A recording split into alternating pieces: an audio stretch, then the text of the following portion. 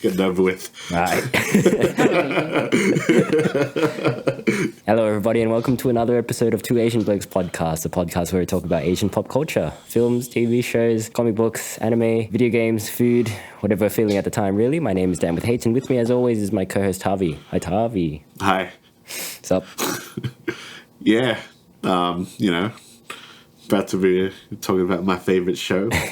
Every time we have our guest who's back on today, we've got Nat on the show. Hello. Welcome, Nat. I'm back. seem awfully chipper.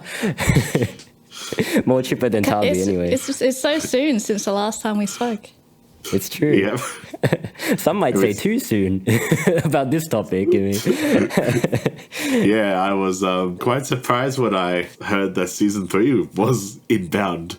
Like less than 6 months than season 2. I mean, I'm sure people know that we're talking about. And we're talking about Bling Empire, Thavyy's favorite subject. I was waiting for the reveal. Bling Empire season 3, everybody! Woo! Yeah, who'd have thought it would be this soon? But here we are again. Too soon. Ready to rumble. Too soon. Thavyy's fresh off binging this show. Well, as much as he could binge this show. How did you watch it this time, Thavy? Yeah, I can't say the viewing experience was very fun. I tried to binge it. I got through maybe 2 episodes in one day, and then I was just like, nah, it's too much. So I just did it day by day. Yeah. One day at a time. One day at a time. I'm sorry, Thavy. I left you alone. I was going to wait for you, but I couldn't do it. I was hooked. I know that you betrayed me. I couldn't wait till the weekend for us to do our Bling Empire marathon again. That's really funny. You left me to burn. There was no pre-dinner pho, no snacks, no beer. I kept you posted. I was telling you how it was going, and it was I couldn't stop watching once it started. You finished it pretty quickly, eh, Nat? Yeah. I was just like, oh man, I had to go through this by myself. How are you feeling, Thavy? Yeah. How am I feeling? Yeah. Well, it's been, how long has it been since I finished watching it at this point? About a week ago. It's like, it is what it is. Like, just kind of, I mean, there's a kind of a reveal that kind of drew the nail in a bit more. And I was like, oh, fuck this, which we'll probably talk about later. I guess we're going to talk about this show. I guess we're just going to do a spoiler episode. If you haven't watched it and you want to go into it without spoilers, stop listening. Go watch it. Come back to this episode to hear one of us complain about it. But season 3. So where did we leave off on season 2? Does anyone remember the end of season 2? Did the Red Ranger make an appearance at the end? Or am I misremembering? Yeah. The end of season 2, the big reveal is the Red Ranger comes back and visits Anna in like the last 5 minutes of the last episode of season 2. But then he doesn't do anything in season 3 anyway. he's in a bit of the first episode, right? He has like his cry, and then he's like, oh, I just want to be a better person. And I'm like, yeah, nah. And then they're at some party out of the multitude of parties that they go to in this show. Yeah. And I think, what was her? Kelly? Yes, Kelly. Yeah, Kelly is like, nah, I don't want anything to do with you. And he's like, oh, I'm a different person. And she's like, nah. And then he's like, okay, that's basically it. That's so I was like, that's it. That was the end of it. That's the last appearance he makes in this season. But isn't that funny? He was the cliffhanger for season 1 as well. And then the cliffhanger again for season 2. Yeah, they keep using him for cliffhangers. Were you disappointed by the amount of, or the lack of Red Ranger, Nat? Because, I mean, I think you and I at least are a fan of... Oh, we're fans. Yeah, we're fans of the Red Ranger and what he brought to the show. Yeah. The emotion. He was very emotional, so we missed that this time round. Yeah. I just feel like they're using him at this point for clickbait purposes. Yeah. Hook the hook, I guess. We didn't take advantage of him this season, unfortunately. Missed opportunity. They probably didn't pay him enough. Well, I don't know. I reckon Kelly just doesn't want him in the show, I reckon. Yeah. I think that's probably the real life aspect of the show, where it's like, I actually don't want you on the show, but I just want you to bring the viewers in. Yeah. He probably wanted to be on the show, hey?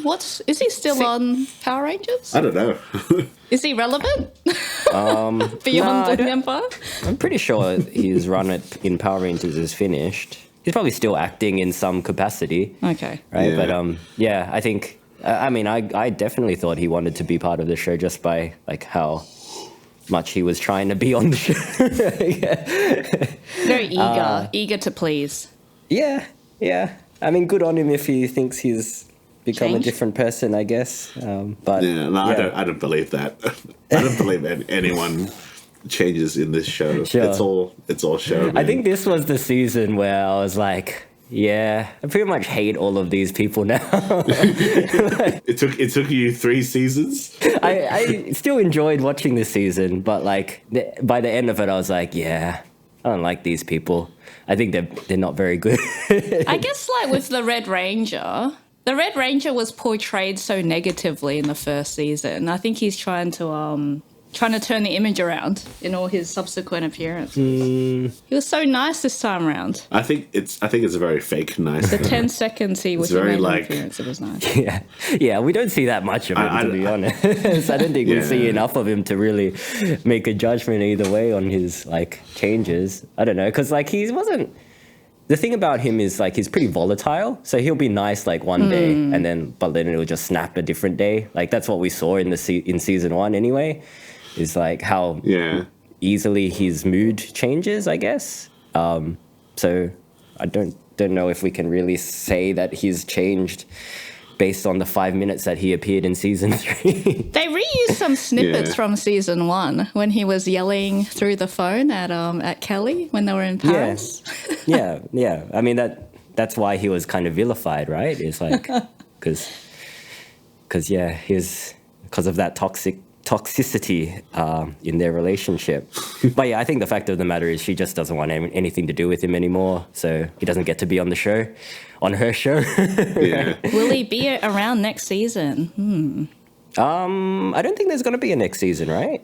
Or like, I mean, the big reveal that Thavy alluded to is spin-off series, Bling Empire New York, which doesn't appear to have any of the original cast. But that doesn't mean there's no more of the LA version. It doesn't. What other stories can they continue? I assume that was a spin-off, and you get 2 Bling Empires in 2023.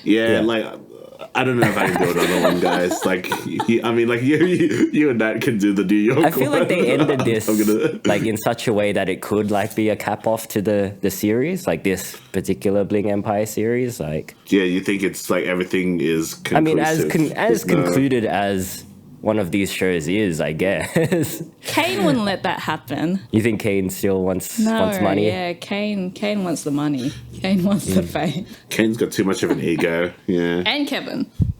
Yeah. Kevin is like, as you were saying before, Dan, you kind of grow to dislike more of the characters in this season. Like, I kind of, like the first 2 seasons, Kevin is kind of the relatable guy and the nice guy. But like, you kind of see that he's just a bit of a sleaze. He's always been sleazy though. He's always been sleazy. Yeah, but I think this is kind of more apparent, I guess, in this season.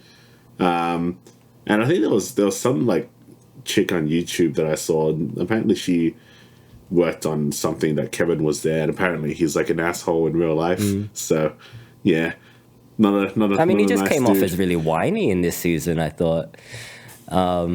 He's not a person you want to hang out with. Very whiny. Like, are any of the people that you want to hang out with? Not really. I mean, my viewing experience of this show is that I like half watched it because it's too hard to do it on your own, man. Like, I mean, it'd be easier to have like a surgery without anesthesia than like sitting through this show. I promise I'll wait for you next time. You're gonna have to. Then. Like We can go I get can't some survive. I can't survive another season of Literally this by killing myself. Thavy. It was so hard. Every day I was messaging Dan about the pain that I was Yeah. going through. Every time I would sit down and watch an episode, and it's not something that I could like watch when I'm like a little bit tired or like have done something else, because I have to watch it with some energy if I'm paying attention to it. But then like, I just couldn't like this show is just like noise to me. Like the way that these shows are put together is just very grating on every sense. Like the soundtrack is bad, the accents are annoying, the people are bad, the way it's shot is, I guess it's bad, and it's just like this amalgamation of unpleasantness. It's not the kind of content that you would watch if not for work. I kind of brought this upon myself because I wanted to talk about how shit the show was and tell people not to watch it. But this is like amongst the favorite episodes that our friends like to listen to. And then Nat and I enjoy it as well. Yeah, I enjoy it. Yeah. It's a I enjoy very this biased view, Thavy. I mean, there's positives that you haven't talked about, right? Yeah, we'll get to them. There's some positives, but like the positives are drenched in so much negative. And the positives from this show you can get from much better media. So that's just my point of view. That's just TV nowadays. It's modern TV. It's a balance of very bad things and good things about TV shows. Very rarely are they like top-notch TV shows. Yeah, I don't know. I just feel like people should try harder. I don't know. It's like You don't need to try harder. You can get like- away with Bling Empire. I don't think this is the type of show where they're trying very hard. It didn't seem like they're trying. Like, I feel like season 2 and season 3 were probably shot in one sitting, right? And then like edited in such a way that it created 2 seasons, which is probably why they came out so quickly, like so closely to each other. Because season 2 felt pretty bare to me. Like it didn't. Yeah, they tried to make Jamie a character, and then they realized that didn't work. So she's sidelined again in the third season. Well, it Shows they're feels like learning. one of those things where, like, you know, like in a Harry Potter or a Hunger Games where you've got like that one book left, but then they stretch it out into 2 movies. You know, that's what these 2 seasons kind of felt like. But that said, I feel like a lot more happens in season 3. Like I'm just looking at a bunch of the plot threads that I've written down, and I had also forgotten a few of them. And yeah, the list is pretty long. I mean, it's not a super interesting list, but like it's a long list.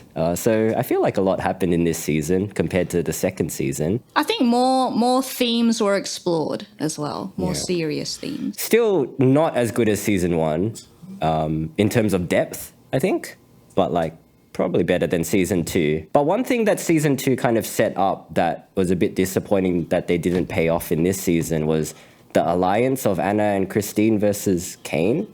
Like, I don't know if you guys remember, but Oh yeah, they said that Yeah, after they the I don't season remember two. that Remember at that. all, Dan. like Anna and Christine have a meeting because, like, you know, Christine had that thing where like she heard Anna was going to quote unquote end her, Yes. and then she got really emotional about Yeah. that, and then like, yeah, at the last episode of season 2, Anna and Christine meet to talk it out. And like it's like a showdown kind of thing, and they end up coming to an agreement that actually Kane The source. is like gossiping way too much about them. Yeah, and then they're like, yeah, we should probably sort him out a bit, and then that was kind of like, ooh, all right, looks like Kane's gonna be ganged up on or something. But yeah, that's not Didn't really go anywhere, hey? Yeah, I mean, Christine kind of talks to Kane, and they have a bit of a falling out. Anna doesn't really do anything to Kane, but she's not really in any of his plot lines, so I'm guessing she kind of throws him out as well. The Christine plot lines were terrible. The whole ending, I will end her. Oh, just please stop talking about this. Yeah, that went on It was for so a while. silly. I feel like it's partly that's the producers probably just asking and prodding, like, so what's happening with this ending thing? And it's just like, yeah. And then she says her few words and then goes on Dancing with the Stars. Well, I just wanted to see Kane kind of like be forced to do some self-reflection and maybe some self-improvement, because he does gossip a lot. And I think a lot of that is to do with like the show and trying to stir up drama for the sake of the show as well. But like... Kane and Kim have just consistently just Been terrible people and have never owned up to their it's so shortcomings. And it's like the way, because there's an episode where they reconcile or they get together and try to reconcile. And it always ends up with Kevin just like, bitching yeah, out. look, that's just Kane and that's just Kim and I'm just going to have to compromise. And then they basically keep getting free passes, you know? Yeah. And it's just like, yeah, they're horrible people. And it's like, I mean, especially Kim. Like, Kim is so fucking one note. They're all one note, bro. Well, the thing is, neither of them have ever apologized for anything. Like, not on camera anyway. No, because Kim's too busy fucking healing all the time, so she can't do Going anything. to the gym with Louis Tan. go to the gym with Louis Tan, going to healing. I was doing the really healing. surprised how much Louis Tan there was in this season. I don't know who Louis Tan is. What's he from? He's from the latest Mortal Kombat movie. He's from Wu Assassins on Netflix. He's from Deadpool 2. He's in Okay. stuff. Yeah, He's not really Henry Golding. I love Henry Golding. he's around. He does more action-y stuff, I guess. A bit more of a Yeah. martial artist, maybe. But my opinion of him went down during the course of this season. I think just by association with these people. I was like, oh. Yeah. Because he was in season 2 as well. So He was like very briefly, though. he's becoming a Yeah. repeat character. But with Kane, isn't he a producer of the show? So Yeah. he might Well, not yeah. want to perpetuate this image of him being, I don't know, a bad guy. So maybe he pushed the producers to go another way or pushed the storyline to go a different way. Yeah. I mean, if he doesn't want to come off as a bad guy, he probably should just not be such a bad guy, though. I don't know. Like, there's just Yeah. something, like, Kevin is more likable because he has, like, vulnerable moments. You know, he owns up to his mistakes and, you know, he often apologizes when I feel like maybe he shouldn't really be the one apologizing. Yeah, I think so. Yeah. But he's forced to because Kim and Kane are horrible people. So he's just, but they're friends, you know. Like, I was touched when Kane and Kevin kind of, like, made up. Like, it was a nice kind of warm moment, even though I was like, oh, man, Kane's terrible. But, like, their friendship seems to mean It's a something to genuine Kevin. friendship, I think. Yeah, right? yeah. It feels genuine. The watch scene was so cute. The which one? When they're like giving, they're at the watch place. Oh, yeah. And Kane gets Kevin a buddy watch. And he's like putting the watch around his wrist and he's saying, you know, will you be my friend? Yeah. Like a ring. Oh, so cute. I mean, they are cute together. I don't remember that.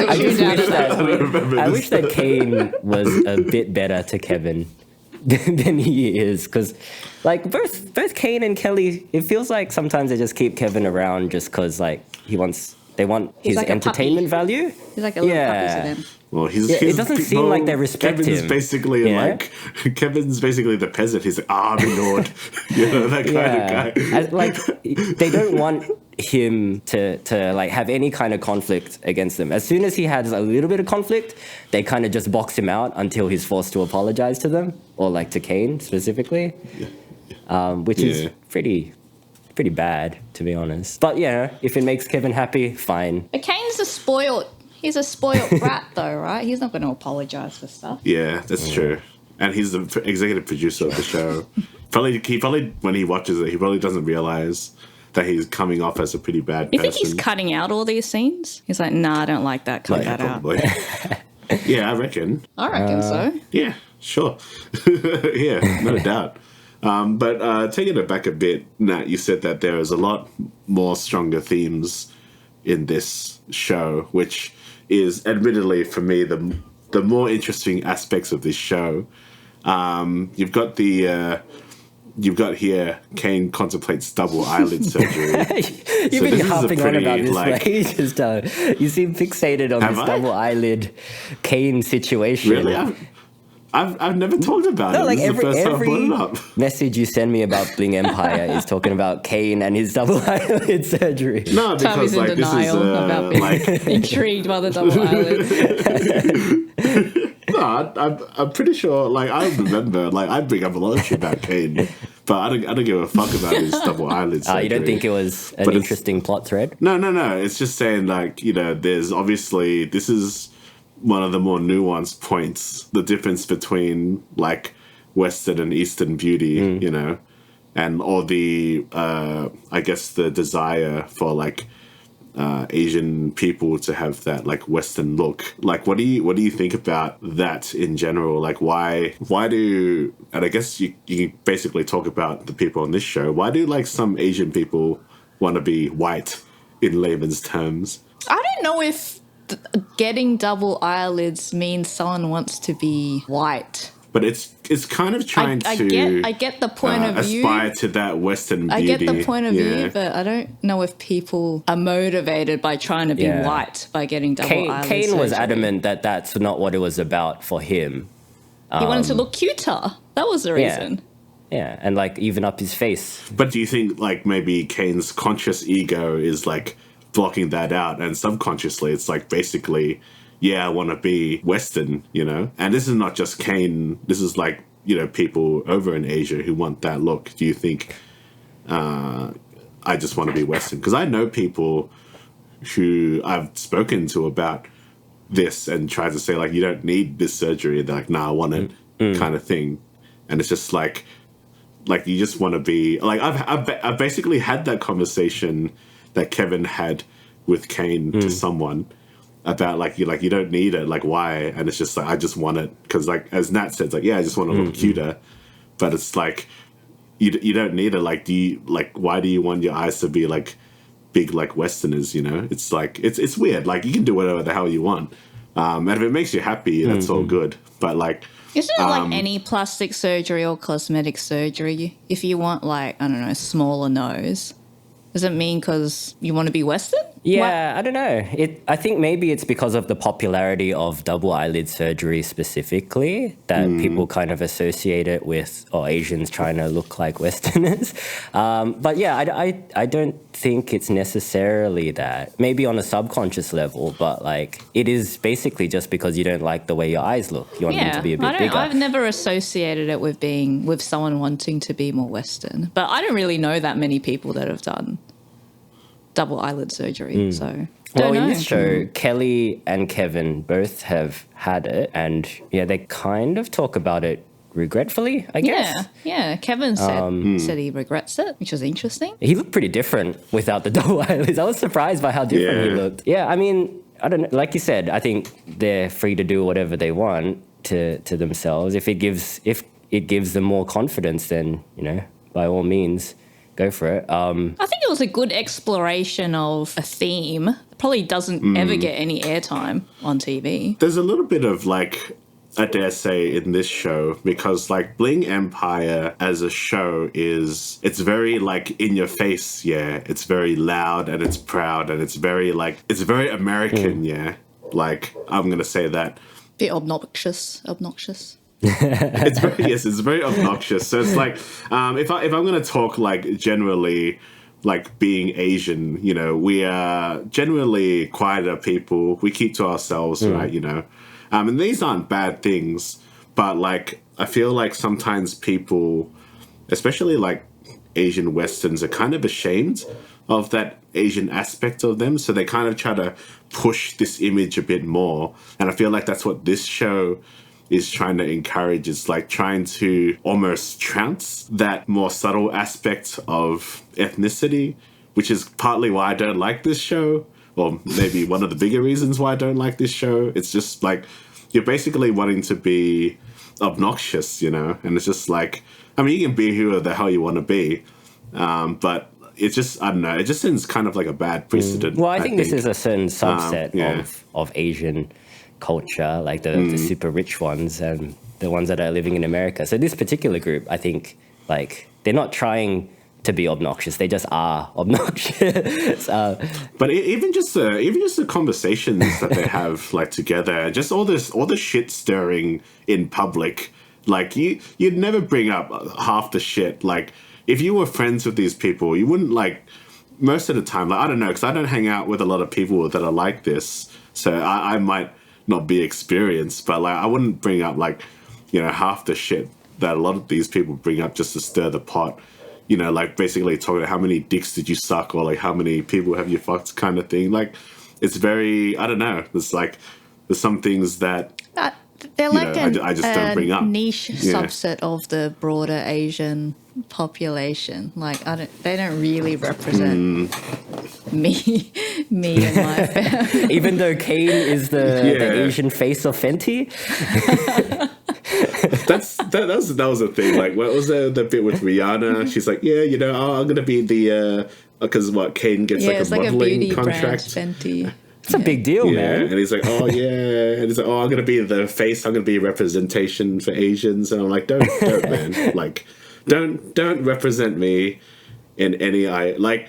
Watching this show kind of almost makes me ashamed of being Asian sometimes, because I'm like, this is like the race of people that I don't share blood with them, but I share like a concept.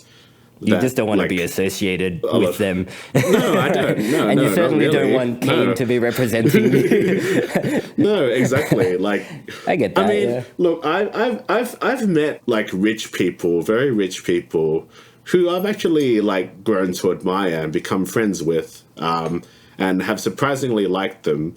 So, like, I'm not adverse to meeting, rich people and being friends with them. But, like, I think it's just the way that the show presents everyone, because it's obviously not their whole lives. But because this show is just so bombarded with just endless noise. And it's just like, it just makes me hate these people. Which, like, I wonder if I was to spend a week with Kane and just, like, hung out with him. You might enjoy it. Giving him the benefit of the doubt, he might be a good person in real life. Like, I'm going to say he almost isn't, just judged from this show. But these are characters as well. But because it's reality, you know, it's like, it's a reality show. Even though we know reality shows are fake, there is a sense of like they have to use some aspects of realism. That's why a lot of these plots don't get resolved or go anywhere, because they're real life doesn't actually work out that way until producers like make shit up. But I find it interesting that you are embarrassed to be associated or embarrassed by how it's represented, because there's not a lot of shows that talk about these themes that, you know, Asian would experience in a Western culture. Like the double eyelids, talking about double eyelids and why Asians want to do that. Like, we don't get much discussion about that. And then I think there's a plot line about Kelly and her mum, and the fact that there's like no affection ever shown between Kelly and her parents. And that's a very real reflection of, I don't want to say it, but like my family, where we don't say the L word. Right. I think, that is true. You don't get to see that much in like growing up in a Western Asian media, but I watch a lot of Asian stuff. It's all over the shop there. Most of those, it's all over the shop there. And I've discovered a lot more of myself watching shows from even countries. movies like Minari, right? Like, that's what that movie is about, pretty much, right? Yeah, basically. So, but this is reality, though, Thavy. This is a reality show. So it's kind of highlighting that these are real issues that Asians tend to deal with. And it's a different viewership, right? Like the people watching Minari probably aren't the same people watching Bling Empire. Except for all of us. No. Properties. Caught in the in-between. Think about a Venn diagram with that little thing in the middle. Yeah. Dan, Thavy, and Nat. And maybe Boone a little bit more to the away from Bling Empire. In the obscure circle.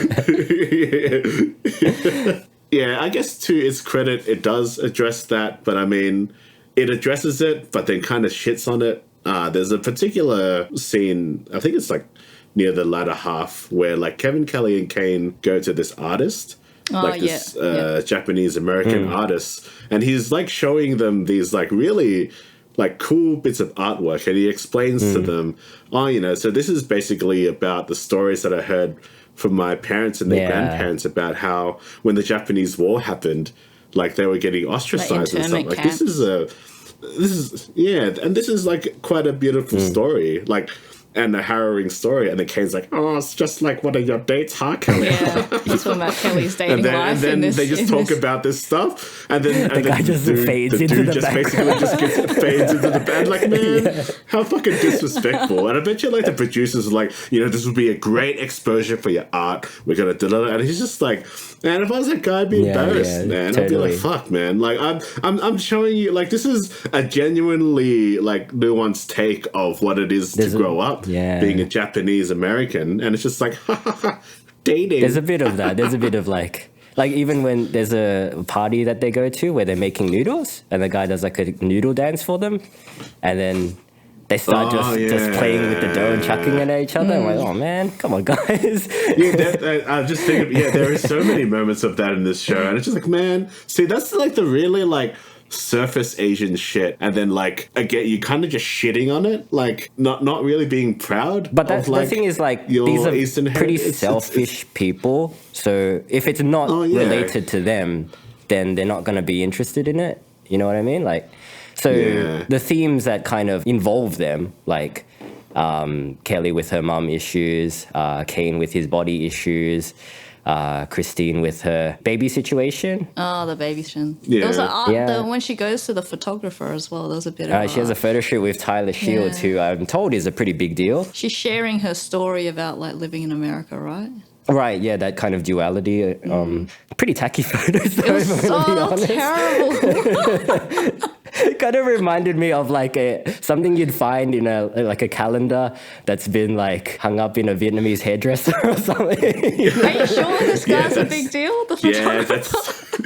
Yeah, I know, right? Like, I expected better from him, because the photos they showed like before that, they're like pretty good, like the stuff that he does to Birkins and like burning that kind of the Birkins, climate changey. So I expected something a bit more tasteful. I don't know.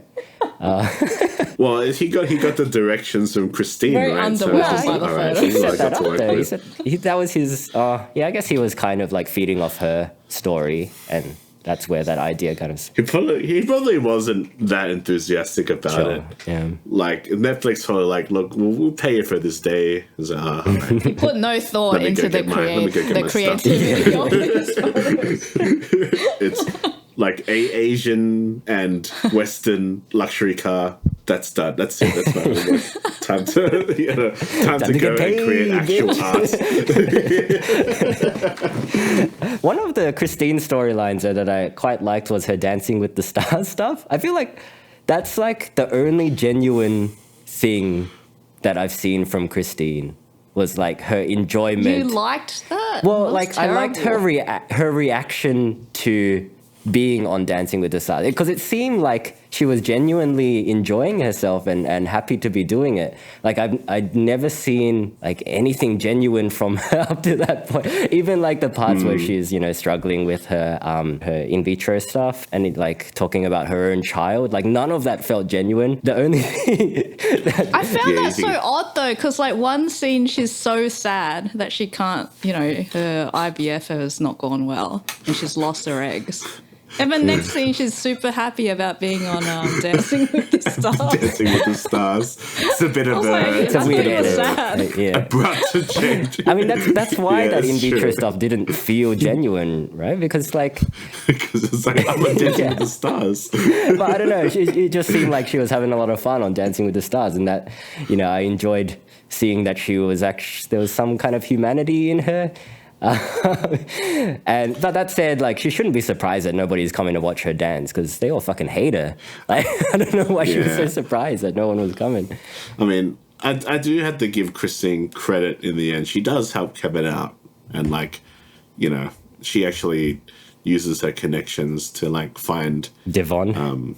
Kevin's long lost love. But like, so that, I mean, like, yeah, good on her for that. Like, whether it was genuine or not, or she just wanted to look good on camera, at least something good came out of Kane it. Kind of does the same thing to Kelly, right? Like he invites that guy that she's dating to Mexico to surprise her, which is kind of a nice gesture as well. If I were Kelly, I would hate that situation. You wouldn't be happy with that. I would be so upset with you, Dan, if you invited this guy. It's pretty awkward. It's Boone. Boone's here to sure you know. Surprise. Really? He's like, hey guys. Okay, I'll keep that in mind for the future then. Not a good thing to do. Why do you say that then, Matt? Like, you don't think it was a Because she nice clearly surprise for wasn't her? into the guy, and the guy Yeah. he wasn't. She'd be settling. She was settling for that one. Because he wouldn't pay for her first date. Is Yeah, that- I mean, like he couldn't pay for his own ramen. I feel like that was Yeah. edited to be awkward though. It was very Didn't awkward. do the dance. Yeah, I can see it from that point of view. I've been like set up. It was years and years ago. I think it was when I was in high school. Like I was set up with someone that I clearly didn't like, and then it became awkward because they liked me, but I didn't like them. And I'm like, oh fuck you guys, man. I don't know what to do now. So I just had to avoid this person. So what do you think Kane's But, yeah. motivation was to do that then? Do you think he was just trying to pat himself on the back, maybe? Or for the show, I think. Maybe he's just they're running out of material. For the show? Yeah, okay. for the show. Yeah. Needed an extra, 10 minutes of content. We can't ignore this plot point because this was actually when I was in my state of like unconsciousness. When I think I had this episode on. I was just reading something on one of my other screens. It's the episode where Kevin buys a Tesla, and then I just see like a car crash in the corner of my eye. Like, what the fuck? What happened here? So he wants to go on a road trip with Kane to meet his blood relative, which is a nice thing, and he meets his adopted family's cousins or relatives. Yeah, they own His like dad and his Yeah, brother. that's his adoptive father. That's it. Okay, I didn't even know that was From season 2, maybe, or season 1. They sell cars. Okay, so it's from his film. They sell cars, and he bought a His Tesla. his first car ever that he's bought. So he was super excited to make this purchase and feel like an adult. And he's crashed it. That was, Which I was That like, was- what the? I reckon that's the best scene of the season. That edit. Yeah, it was That pretty edit funny. of, The like, editing, it was yeah, pretty the funny. editing It was was He's well done. like, just bought it. He's like, just taking it out 10 minutes later. Yeah, if the editor would have been like, I've actually struck some gold because it's a genuinely funny moment in the show. It's something that you can't script, so I feel like that part was real because like he's pretty I was distraught. talking to- Man, this car it was gets fucked up, resolved. man. Yeah, I was talking to Boone, and we were Yeah. like, "Aren't Teslas? Don't they drive themselves? How does that happen?" From being a fucking idiot, I guess. Must be really they're bad not, they're not drive. completely What idiot. was the It seems. what was the cause? Like how did it happen? So like, he says that somebody sideswiped him, but like the front of his car was all fucked up, and it shows the other car. The other car's not that damaged. So I feel like Kevin just pulled out when he shouldn't have pulled out. Was what I got from the situation. I don't know. Do you have a different take on that, Nat? I don't think they go into details apart from him getting a citation, which means it was his it's fault. his fault. Yeah. they probably didn't want to make him out to be the. It was his 10 fault. minutes later was the editing after driving out of the car. Do you think he yard. bought that car with his own money? He looked genuinely sad in that He scene. didn't look sad enough, I reckon. He looked pretty sad. Yeah, He looked Pretty distraught. quickly, I reckon. Yeah, you do make a point there because like that's pretty resolved quite Yeah, quickly. they brush over it Like, pretty quickly. they brush over it. It's just like Like they probably Just buy couldn't a go new into car too later. much detail because of like legal stuff maybe. Like once the Yeah. cops are involved, I think there's only a certain amount of stuff you can put on a TV show about it. But yeah, like I don't know, he just didn't seem that cut up about it. Especially considering it was his first car. No, I think it was real. You can't script that. Yeah, luckily Kane wasn't in the car. I reckon Kane would have gotten really hurt. Yeah, his face would have just fallen off. Jeez. Be kind of like like Indiana Jones. And shit. I reckon Kevin's brother looked more upset than Kevin during that scene. Yeah, I wonder what the full story of that is. I mean, yeah, just looking back, there are quite a few tense moments in this show. There's obviously the Dr. Chu like cutting loose at the. That's probably my favorite at the episode. party. I think episode 2 or 3. What? It's because like Christine's having a bit of a bitch No, it's because Christine didn't go to Mimi's party or some shit. And then it's just like, there's like just all this petty It's shit. very that's petty. happening. Extremely petty. It was hard to get into what was going on there. Christine didn't go to lunch with Mimi, and Mimi was upset. But that was mostly Kane's pot stirring, right? Yes. Yes, that's right. So, and that's why Christine was upset, was because, well, she claims she had told Mimi that she wasn't coming, and then like Kane kind of sowed the seed of dissent, got in Mimi's ear about how she should hate Christine. And then, it results in Dr. Chu just blowing up at both of them and throwing his mic down. Yeah, man, he threw the lapel. Those aren't cheap, man. That's pretty dramatic. That's only worth, that's worth like both of our mics put together. I think I like Dr. Chu after this season. He's like You think so? Yeah, it's like a authentic character. Yeah. He's like a good guy. It was like looking out for Christine. Yeah, he's kind of giving off Will Smith vibes a bit for me. I don't know. Just because he showed a bit of aggression. He didn't he's just slap anyone. Standing up for himself. Yeah, no, he seems pretty supportive. He's a funny guy. Hey, Mimi's partner, Don? Is it Don? He makes... Don, yeah. Yeah, He's in a few the old episodes white dude. this time around. Oh, he gets pitched. He gets pitched to by... like a very Shark Tank style episode. Yeah, I quite like that. I didn't like that scene. Kelly and Kevin both coincidentally have alcohol-free beverage lines. So they both pitched their lines to Don to see which one he would invest money in if given a choice between the two. Kelly's pitch is very professional, right? Like it seemed like she knew what she was talking about. She's done all the math. It was very well set up. I was actually getting worried for Kevin because I thought his was going to be a disaster. Like he rocks up in an ill-fitting suit, just looking pretty sloppy. But yeah, he nailed it, I reckon. Nah, I feel like that was a waste of time. I mean, this show was enough of a waste Even of time. Even considering Kevin's struggles His with story, alcoholism. with sobriety. Nah, waste of time. Don't need it. You mean the whole sobriety thing, or just this alcohol-free beverage thing? No. Just the pitch. The whole pitching. Like I know his story already, so like it's just elongating my viewing of this show. So it's just like the waste. Which of time. one would you have Didn't invested like it. in, Nat? I'd go Kevin because of the story as well. It touched me listening to his pitch. Yeah, no, it's definitely more personal, right? If Don was actually going to invest in one of them, then there's a reason for it to be there. But there's like no stakes for either of them. For whoever wins or loses, it's just Hey, I mean, love. he's got a lot And of spare cash. It's a waste of time for both of them because like what are they gonna? It takes a long time to set up a pitch. I mean, well, Kevin seems like he's it. got time. They all have time.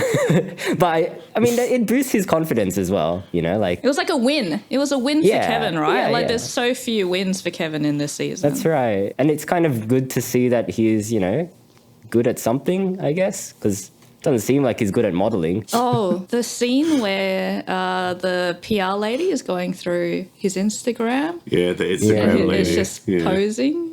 And then he goes to Christine's house and he's holding the chair up and she's taking snaps. Oh, gosh. Very bad modeling. Well, yeah, he just doesn't seem like he's very clued in to like the he's fashion out of industry. touch. Yeah. And it doesn't seem like he tries to be either. Superficial and shallow, I think, is his... Yeah, he just thinks it's all about looking good, right? But taking your shirt I mean, off. even after they go to that PR lady, it doesn't, we don't get to see him implementing any of that advice. So we just have to assume that he just didn't. I think that's the thing with this show. Like none of the characters ever change or learn anything. Yeah. You think they do, but then they just go back to their old ways, and it just goes back to the noise. I mean, like there's one of the bigger plot points, I guess, is what you got here. Kevin dates the Reiki healer. Kim's Reiki healer, which I think is a bit of a pseudo job, if you ask me. I mean, there's a lot of them. I mean, I feel like a lot of the people. I mean, I reckon there's so many people in this show that are just making so much money. I think it's like bored That healer that was like burping through the massage. That was weird. Oh, that was I don't know what that was. That was dumb. Like that's like you're getting swindled. Like that's like snake oil. You may as well be wearing a costume that says snake oil. And then one of those curly mustaches.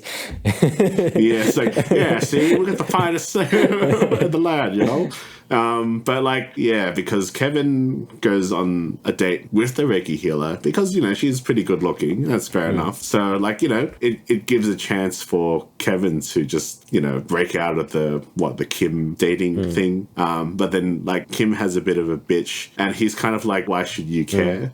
And this is coming from my point of view. And yes, I am like a dude. So I am on the side of Kevin. Like, she's just your healer, man. Just like be happy for him.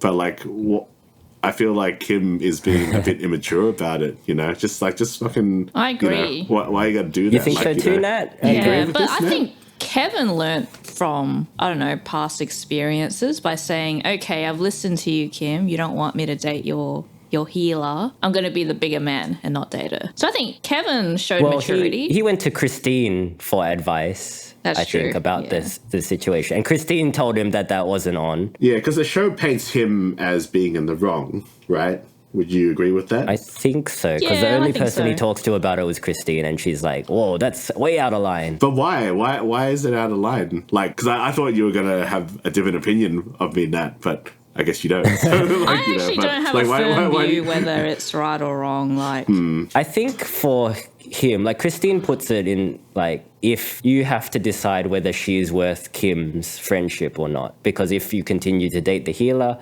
then Kim's not going to be your friend. So Kevin kind of makes the choice for himself that, he'd rather be Kim's friend. Yeah, and then Kim just brings Louis Tang.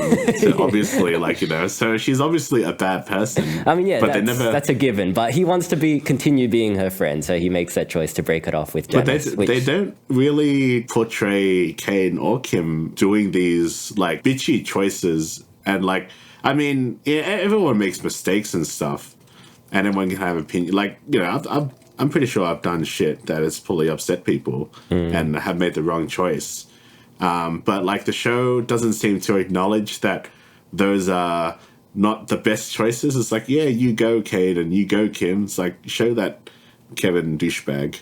I mean, he's a little bit of a douchebag, but he's like nice as well. I don't know. Kim does, where I think maybe the one time she apologizes is when she goes to visit Anna, and she apologizes about the throwing the penis pump outside the window in season 1. Yeah. Finally, she apologized for it. Yeah.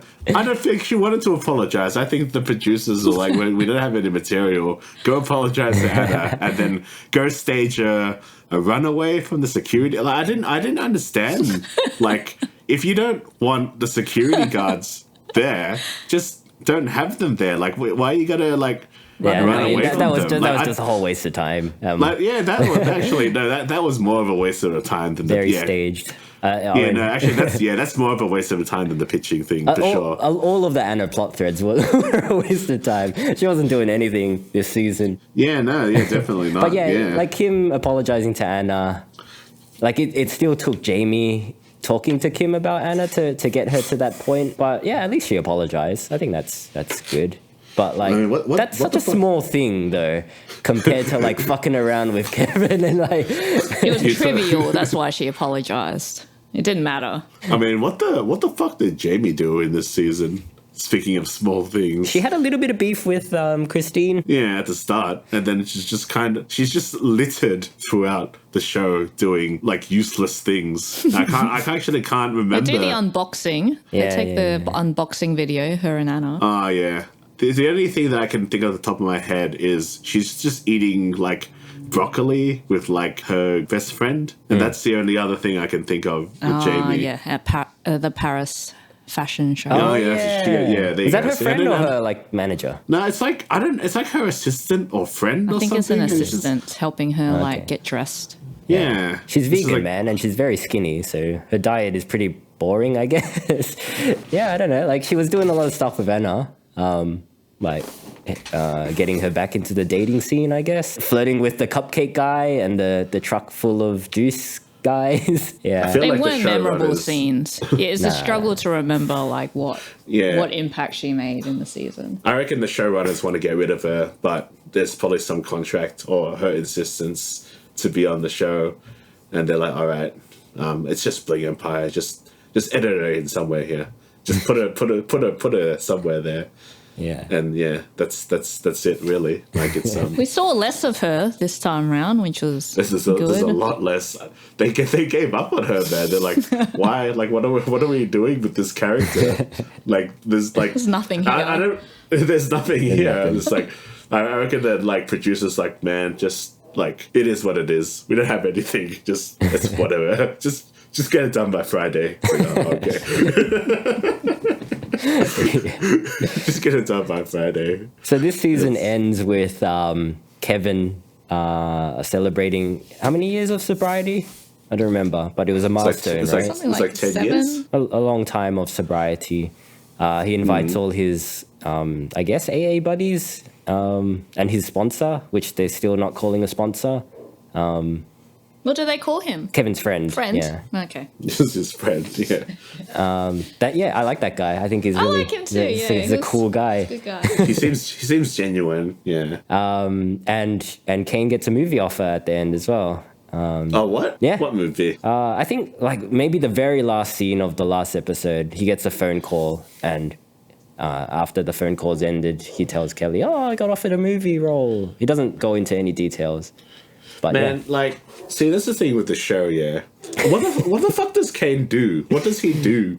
Like, what's his job, right? He's a They real talk about his estate real agent. estate. Yeah, real So estate. he's a real... I didn't even know that until you told me just now. He's flipping From what I've properties, seen, and his all- dad's really proud of he's- him. Is he though? Like, I know the people that are watching this show aren't into, like, watching these people do their, like, jobs or whatever. But, like, I've seen Kane do nothing but, like, just be a whinger and get all this plastic surgery, and then he just gets shit offered up to him. Gets to be the ambassador for whatever Rihanna is setting up with him being the face of the Asian thing about representation. Kane is that he markets himself well, and that's kind of the difference between him and Kevin. Is like Kevin is really good looking and he's like model material, but he doesn't put any effort into his own marketing. Whereas Kane, I've never seen anything about Kane except this show. well, I'm sure he's and- all over social media though, right? And that's the thing, like just marketing yourself, like, and then there's a lot of all these other, like, Asian influencers giving him a platform for basically someone that doesn't do anything, I mean, that if that's mean of me to say, then it is. But, like, yeah, I just feel he's just a brat that just gets all this shit, like, thrown his way. They're not mutually yeah. exclusive. I think he is a brat that gets all this stuff. But I'm on his Instagram. It says he's a real estate developer and a philanthropist and an entrepreneur. That's such a fucking rich Chinese boy thing to be, a real estate developer. Pretty much. And a I mean, he's got a philanthropist. lot of that's equity. what he is. He is what he is, right? I don't think he's ashamed of any of that. And it didn't need to be ashamed. I think, like, people seem to be rewarding just, like, popular people. Well, whatever. why do you think Rihanna would reach out to Kane rather than Kevin?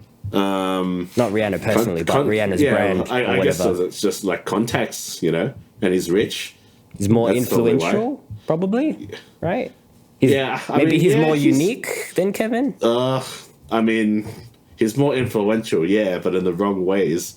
He's like those socialites, like, I mean, you guys would probably know that I'm not a big fan of, like, Kardashians or any other kind of those people. It's just, I mean, sure, there's effort in the marketing side of things, which maybe I don't understand as much.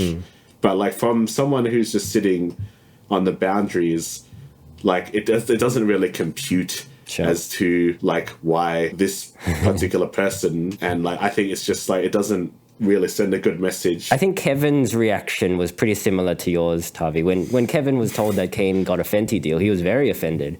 He was like, why Kane and not me?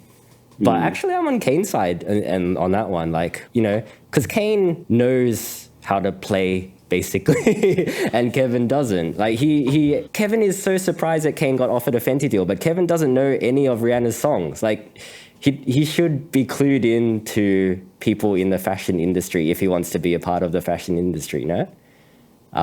Whereas, Kane seems to be clued in, and he seems to be making these connections that is getting him stuff. Kane's a smart guy. You can tell. He's very witty. He's very I think wily.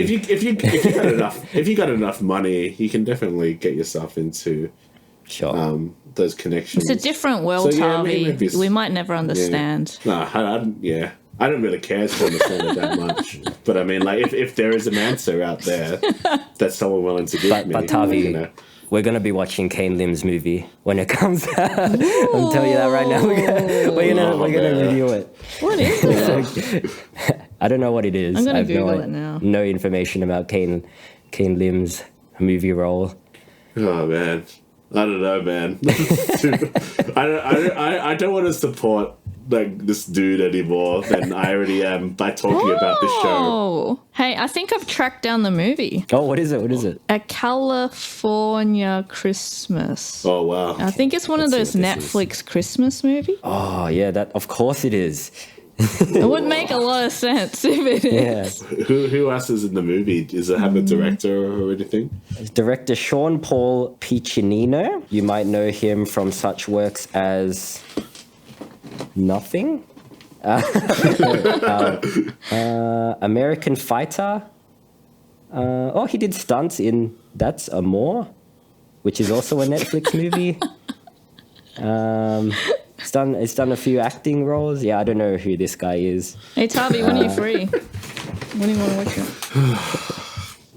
Yeah, well, A California Christmas. I think it's a sequel to last year's A California Christmas. Have you seen that movie? No, I didn't watch it. Okay. I remember But seeing the you've seen it trailer. around. Yeah. I'm gonna have a Google. What's it called? A California Christmas. Yeah, I don't know any of these names. Riley Downey. California Christmas, and it's the sequel. So it's like Dash City Lights. Oh, so it's actually they've already made it. Wait, City I Lights. think it's out. It's out very soon. It says it's out 2020. No, that's the first 2021. one though. 2020 is the first one. What's the Yeah, it's kind of City Lights. confusing. The information online is kind of confusing. Yeah. Don't worry, I'll work Yeah, it out and I'll let you know. There he is, Kane Lim. Yeah, A California Christmas, City Lights. Is it on Netflix now? Man, I don't You want excited? to watch this. You excited, This Thavy? movie looks like it looks not for me. I'm just gonna be. It's nah. It is Just on like- Netflix now, Thavy. let me read you the synopsis. A Christmas Eve wedding, a big city gala, and a vindictive ex waiting in the wings.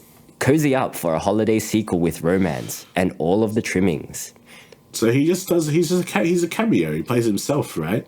I just see Kane Lim as Kane Lim. Yeah, I guess so. And like looking through the cast list, he's very far down that list. So it's not much of a cameo. I'm not gonna watch a 2-hour movie just For a Kane Lim see cameo? Kane Lim cameo. Okay. You guys can watch your heart out. You can talk. You can do a spin-off Asian Sheila if you want, and you can talk about this show. He was so happy when he got that phone call though for this movie appearance. Yeah. I don't think it's this. For this role, Like, I think he was too happy if it was just a cameo. I mean, it's his first movie role, right? Yeah. The timing kind of lines up, Yeah. I guess. I thought it was a bigger whatever. deal, I guess, when he was taking the phone call and they were filming It's him. nearly a launching pad. If he's really good in this terrible movie, then maybe he'll get more roles. yeah, what? I didn't even see the rating. Was this like 5.5? It's pretty low.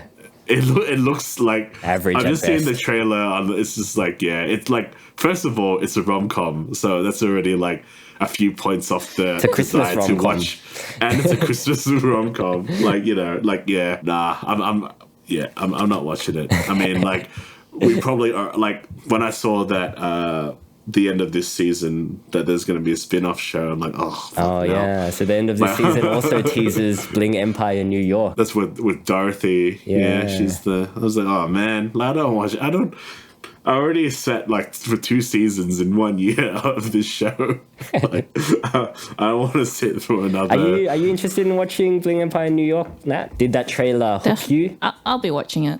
Yeah. We'll probably have to cover it because our friends like me getting sad about Bling Empire. So it's just like because when I watched it, I'm like, oh, it's more like I felt like I had come to an oasis near the end.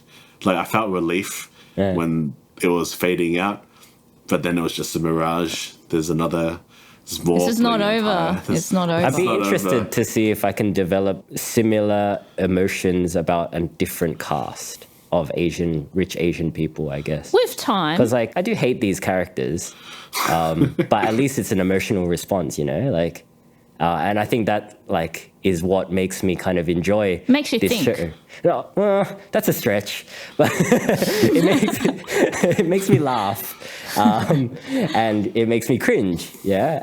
And I think that's the point of shows like this, I guess, right? Again, I don't know. But, like, there's only so much cringe, you know, that you can go through. And, like, not everyone who's watching the show is cringing for the same reasons. There are, like, the thing that I fear about shows like this existing is that there is going to be a subset of people that are inspired by these people and look up to these people.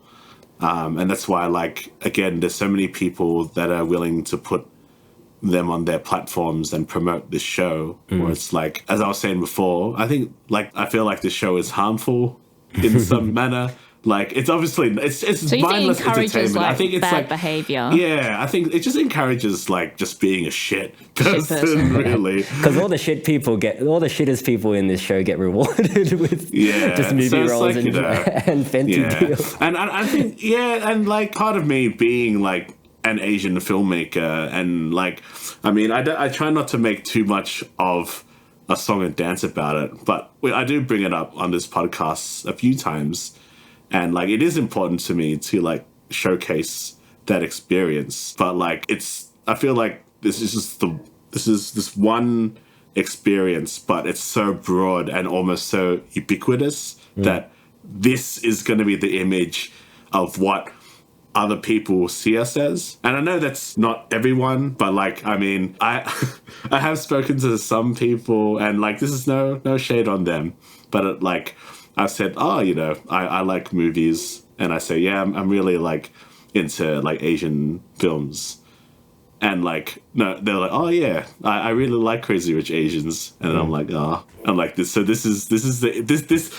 yeah, it is a judge. I will judge, sure. But, like, you know, these are nice people and they're my friends, but, like, it's also, you know, I mean, this is what the zeitgeist. Sure. I think maybe I'm wrong. I'm probably You're wrong. taking it but, too like, seriously, Thavy. I watch this show, right? And I just go back to my life afterwards.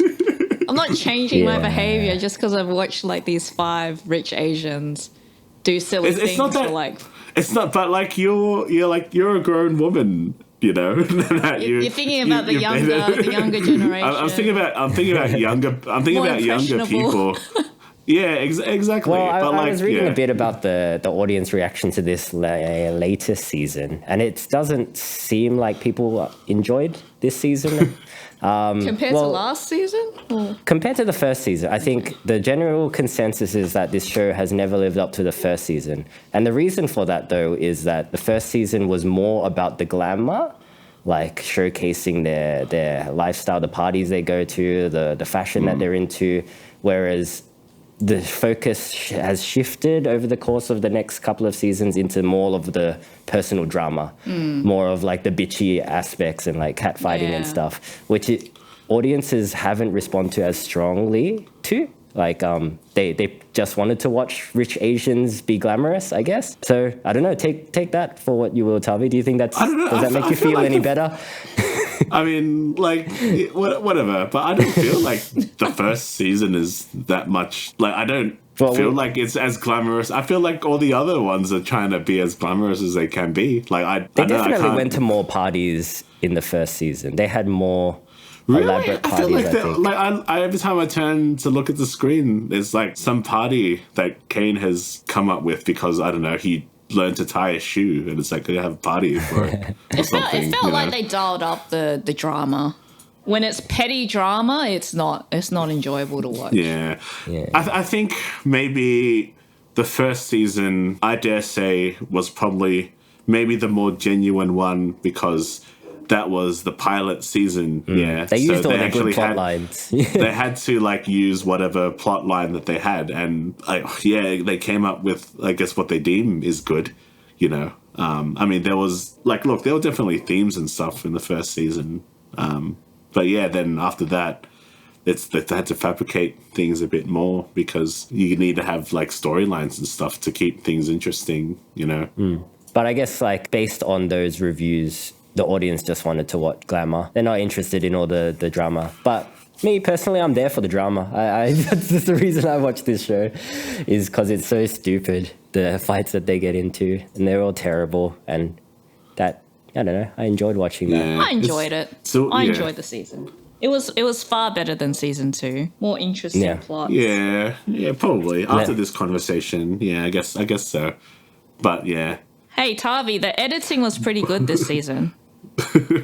Really? There's a few shots where what's an example of one? Like Anna, she's like a one-on-one interview, and she's talking about all the husbands she's had and how they met. And the way they edit it is like they like do that time lapse thing. So keep cutting. It looks like, they keep cutting to her saying silly things about and this husband. Oh yeah, I remember that. So it makes the list seem longer than it probably is. They do that a couple of times as well. Yeah, it's I like enjoyed when that. Kelly's I talking enjoyed the about her editing. ideal man. Yes. She It's like starts an listing a endless bunch of list. qualities. Oh yeah, that's right. Yeah, I remember that. Yeah, and it kind of makes them seem stupid. Like, I don't know. Making fun of them, right? They're making fun of them, yeah. I feel like the editors are definitely making fun of these people. But, like, I don't know, there's also, like, yeah. I mean, that's like, I would hate to be the editor of this show. I think it would kill you, Thavy. It would kill me. I'd have to watch What absolutely if this was like an everything. opportunity presented to you, Netflix show? Nah. You wouldn't take it? I'm down to do a Netflix show, but I wouldn't do Bling Empire. That's like, I'm basically... It's your I basically, breakthrough like- gig. It could be your breakthrough gig. Nah. No. Your morals. I think, yeah. I at times I have stepped over my morals. Sure, I'll admit that. But What if you had this is free too creative much. control to edit it how you want? You could have saved the show. You'd still have to sift through all of the footage of them. If I but you could had edit it. if I had 100% creative control, yeah, sure. It would not be a very successful show. It would not be a very good show either, because 100% creative control, it'd be the weirdest fucking thing ever. Like, yeah. With But- with the spin-off season, I think the only downside is I think the main character is Dorothy. Is that right? Seems like it. Yeah. I don't really remember her, and I don't think I've got enough of a like emotional She's basically attachment female- to Dorothy. Female Kane? Isn't that Female what she's Kane? doing? Oh, No, Because she has a bit of a tiff with Kane. she does, in but seconds. I think she seems pretty different to Kane, though. Yeah. Just doesn't like Kane. I don't know. Like, she's in it a bit. She has a little bit of a spat with Kane in season 2. I think she's in this season very briefly. She moves to New York. There's a bit in season 2 where she's looking for an apartment.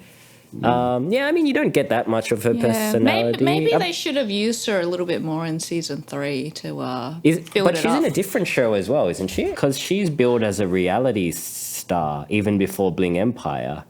So Oh, I really? feel like she became famous. Oh, Rich Kids of Beverly Hills. She's in a show called The Rich Kids of Beverly Hills. What the fuck is that? Rich Kids of Beverly Hills. Which ran from 2014 to 2016. Oh, I see Dorothy Wang Yeah. on the IMDb. So I guess fans of that show or anybody that's watched that show would be familiar of Dorothy's personality, and that might be what's drawing them to... 3 out of 10. 3 out of 10. Sounds about right. Yeah. So that's probably what they're banking on to draw people to Bling Empire New York. That and the success of Bling Empire as a show. Yeah, I mean, none of the characters in the trailer really hooked me. I don't think it was a very good trailer, to be honest. Yeah, I'm not that enthusiastic to watch. I'll watch it. Another like Bling you're Empire right. New York. It wasn't the most Yeah, just watch exciting it. trailer. Yeah, I'll still maybe watch you can watch it first, Nat, and tell me if it's worth talking about. No, I'm not watching it until Thavy comes over. Okay, yeah. That's the commitment idea. I've made, Thavy. I don't want to break the promise again by going. I think ahead these without- shows are definitely more enjoyable when you're watching it with people, though, Thavy. It is, yeah. I mean, season 2, we said season 2's worse, but I had more fun watching season 2 because I was hanging out with you guys.